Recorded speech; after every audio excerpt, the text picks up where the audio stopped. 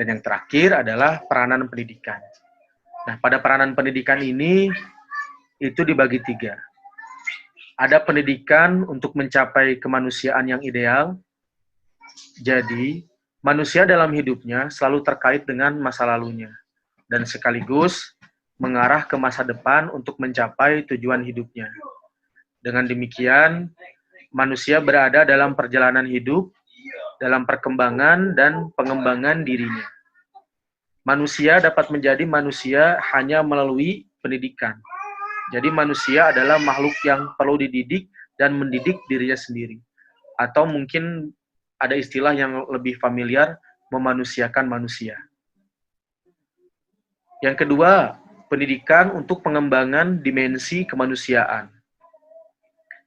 Pendidikan, di samping untuk mencapai manusia yang ideal atau yang dicita-citakan, pendidikan juga diarahkan untuk pengembangan dimensi kemanusiaan, sehingga manusia bisa berkembang secara optimal dan pengembangan semua dimensi manusia yang optimal dan seimbang, tentu hal ini akan mencapai harkat dan martabat manusia yang tinggi, karena optimal. Jadi manusia yang seperti ini akan berteman dan bergaul dengan siapa saja, di mana saja, dan dalam pekerjaan apa saja. Serta mereka akan mencapai kebahagiaan hidup di dunia dan di akhirat. Karena mereka memahami bahwa pendidikan tidak hanya untuk kebutuhan hidup yang baik di dunia saja, tetapi pendidikan untuk meningkatkan derajat keimanan, ketakwaan, dan peribadatan kepada Allah Subhanahu wa Ta'ala. Dan yang ketiga adalah pengembangan masyarakat melalui pendidikan secara sistematik. Pendekatan sistematik ini terhadap pengembangan melalui pendidikan adalah pendekatan di mana masyarakat tradisional secara input dan pendidikan sebagai suatu lembaga yang di mana pendidikan masyarakat sebagai pelaksana proses pengembangan dan masyarakat yang dicita-citakan sebagai outputnya. Seperti apa yang disampaikan oleh Bapak Pendidikan kita, yakni Ki Hajar Dewantara. Menurut Ki Hajar Dewantara, setidaknya ada 3 lingkungan pendidikan. Jadi yang termasuk lingkungan pendidikan itu apa saja? Yang pertama, lingkungan keluarga. Yang kedua, lingkungan sekolah. Dan yang ketiga, lingkungan masyarakat. Dari ketetapan MPR, tahun 1988,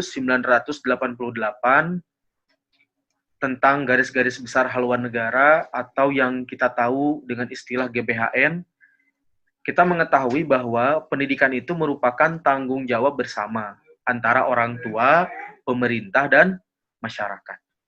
Jadi semuanya harus bahu-membahu untuk mewujudkan pendidikan yang layak di Indonesia.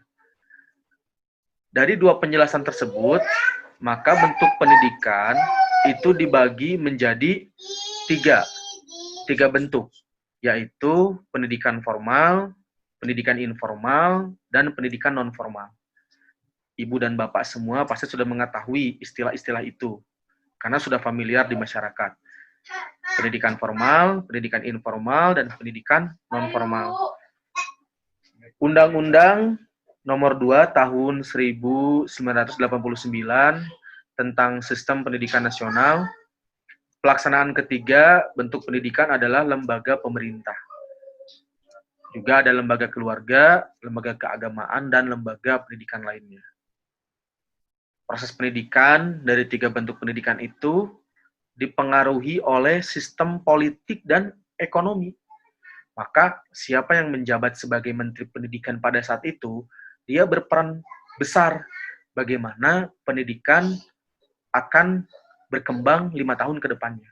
Contoh, kenapa sih di Indonesia kurikulum itu selalu berubah-ubah? Yaitu tergantung dari sistem politik yang ada di Indonesia. Bahkan dipengaruhi oleh sistem ekonomi yang ada di Indonesia. Indonesia sudah berkali-kali mengganti kurikulum. Kurikulum 94, kurikulum 98, kemudian ada kurikulum KBK berbasis kompetensi, ada kurikulum KTSP, tingkat satuan pendidikan, kemudian kurikulum 13, kurikulum Kurtilas. Jadi terus berubah-ubah. Karena apa hal tersebut? sangat dipengaruhi oleh sistem politik dan ekonomi di Indonesia. Sebenarnya bukan di Indonesia saja, hampir di seluruh belahan negara lain pun seperti itu. Nah, dengan adanya bermacam-macam jenis politik dan bermacam-macam kondisi ekonomi, maka arah proses pendidikan akan bermacam-macam untuk masing-masing bentuk pendidikan yang diselenggarakan oleh keluarga, pemerintah, lembaga keagamaan, dan lembaga-lembaga non-agama. Akhirnya, kesimpulan dari yang dijelaskan tersebut, bisa saya simpulkan bahwasannya hakikat manusia menurut Al-Quran ialah bahwa manusia itu terdiri dari unsur jasmani, yang pertama, unsur akal, dan unsur Tuhan. Ketiga unsur tersebut sama pentingnya untuk dikembangkan.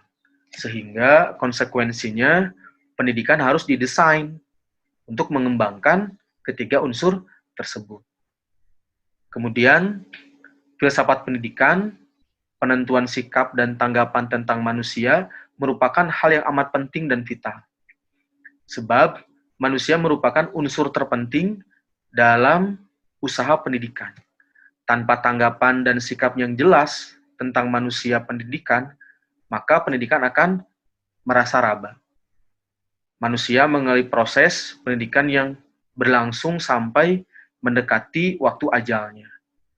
Proses pendidikan adalah lifelong education, yaitu pendidikan sepanjang hayat.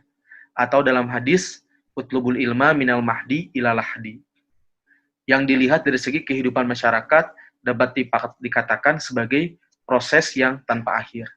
Dan yang terakhir, menurut Al-Abrashi, fungsi pendidikan ialah pembinaan akhlak, menyiapkan anak didik untuk hidup di dunia dan di akhirat, penguasaan ilmu, dan keterampilan bekerja dalam masyarakat.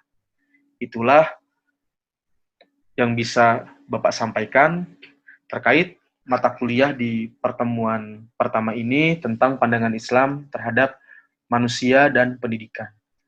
Mudah-mudahan Bapak harapkan ini bisa dipahami oleh mahasiswa-mahasiswi semua, dan Bapak harapkan pula mahasiswa-mahasiswi tidak merasa puas dengan apa yang telah diterima pada hari ini, sehingga mahasiswa-mahasiswi terus menggali pengetahuan, terus menggali berbagai macam literatur terkait bagaimana manusia dan pendidikan dalam pandangan atau perspektif Islam. Akhir kata, terima kasih.